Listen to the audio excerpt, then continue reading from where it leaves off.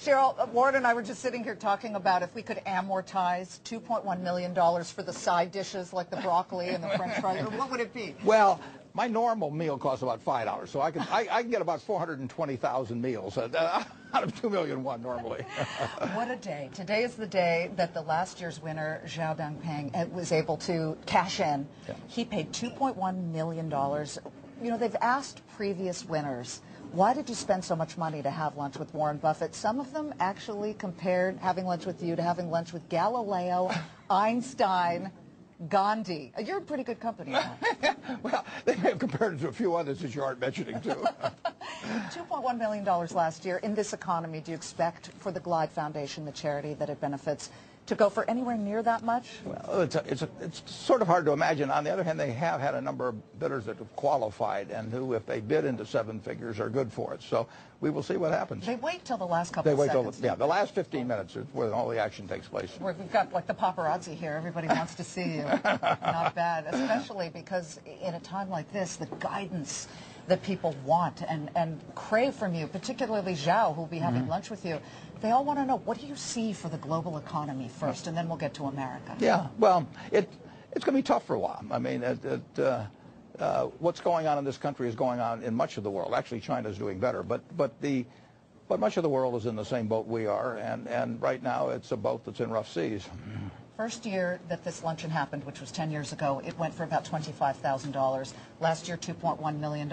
And the Fed says there's no inflation to speak of? Yeah, well, if we can keep that trend going, we'll have a lot of fun, won't we? Do you see inflation somewhere on the horizon? And I ask that because, of course, everybody says we've been printing a lot of money and spending so much money and that it is somehow an inevitable. Yeah. Liz, what we're doing raises the probability significantly of very significant inflation down the road. Not this year, next year, maybe the year after. But we have taken actions, and they were appropriate actions, to fight the war we were in that started with a vengeance last September.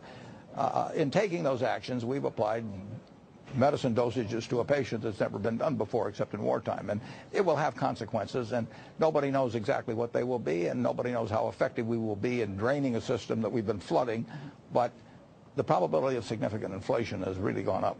And you look at the U.S. dollar, for example, which has been behaving a little squirrely, but you talk to a lot of people who watch this and they say the dollar will eventually lose so much of its value because of this. Well, it won't necessarily lose value against the euro or the pound because they're going through the same thing. But it will, in terms of its real purchasing power, I think it's sure to lose some value over time, and the probability of it losing significant value in a 10-year time frame has been increased a lot. Times are obviously tough, and all you have to do is look and see what President Obama has had to do, which you just referenced, not to mention Congress. Everywhere they're trying to patch and fill and prop up, and it leads to the question, is the U.S. issuing too much debt, or just about right? Well, it's doing what it has to do, and it was appropriate to do it. It has consequences, but when we fought World War II, we ran the national debt up like crazy. You know, I mean, it became 120% of GDP by the end of the war. It was still the right thing to do. Now, it had inflationary consequences post-World War II. What we are doing will have consequences, but it's still appropriate. Do you believe, say, for example, as Bill Gross of PIMCO does, that the U.S. is in danger of losing its AAA rating at some point down the line because of all of this? No, as long as you're issuing money in your issuing debt in your own currency, you can print money. The U.S., no, I think we will have a AAA for not only as long as I live, but as long as you live, which is more important. Okay, I'll take that. I'm happy about that. Unemployment. You had said to me in the past that we could go above 10%, and in fact, I remember it was October of 2007 when Fox Business launched that you said we could hit 9%. That was back then. Mm-hmm. Where do you see it going? It's going higher. I mean, business has not bounced back. 12%, 15%? Nobody knows, but we've not come off the bottom yet, and it will work out in the end. I mean, since 1776, it's been a mistake to bet against America. I mean, America solves its problems. How soon, nobody knows. You and I talked in May, and you said that your companies issue some 50% of all carpet in the U.S., and so you have very much links to the housing market. any sign that you're seeing an uptick or some sign of life? I get the figures on carpet every day. Every single day I get the orders received, shipments, everything. No, the answer is that we have not bounced. No. And do you... We will at some point, but it has not happened to this day. Berkshire Hathaway's insurance businesses. I remember, you also referenced that they were doing well in certain realms. Right now, of course, President Obama pushing very hard for universal health care. Some of your Berkshire insurance companies issue medical malpractice insurance, for example. Yeah. As you look at the plan that the president puts out, in there is no cap, per se, on lawsuits, the malpractice lawsuits, sort of pulling your heart away from your head.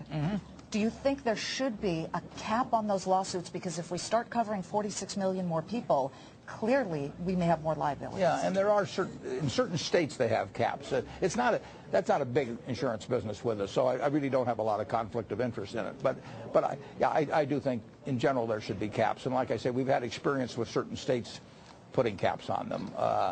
But if I'd lost a leg unnecessarily or something, I don't know how I would feel for sure either if I thought the physician had made a mistake. There should be caps, however. There should be caps. Yeah. Well, you talk to doctors like my dad, of course, who used to just rail against the lawyers because he said it's ruining the medical profession. Yeah, although it's kind of interesting. We spend $2 trillion a year on more than that, and malpractice premiums are about 0.5% of that.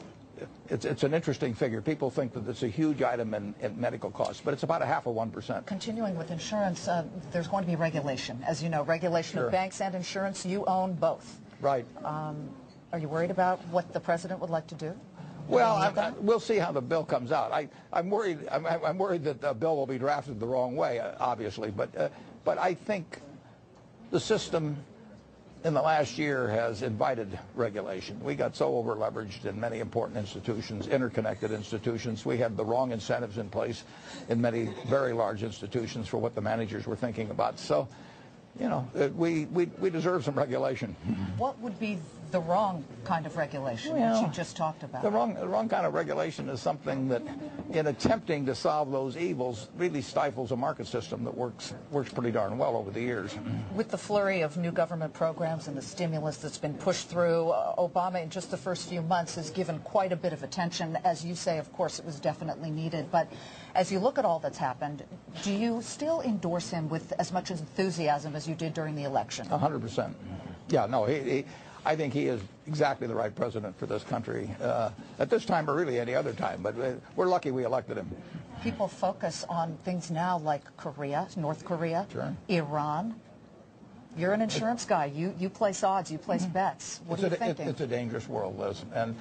And we have to focus on policies, and I've participated a little bit in a few, that reduce the probabilities that the wrong people will have the wrong weapons, because you have plenty of people that wish ill on their neighbor and particularly on the United States, and there is the knowledge out there as to what to do to cause a lot of damage. You've got to keep the materials away from people, but we are in a very dangerous world that way. What's worse, in your opinion, North Korea and how close they are with missiles, or Iran? It's hard to tell. I mean, it's one person or one small governmental unit deciding that somehow they have something to gain by doing something that's very dangerous for the world.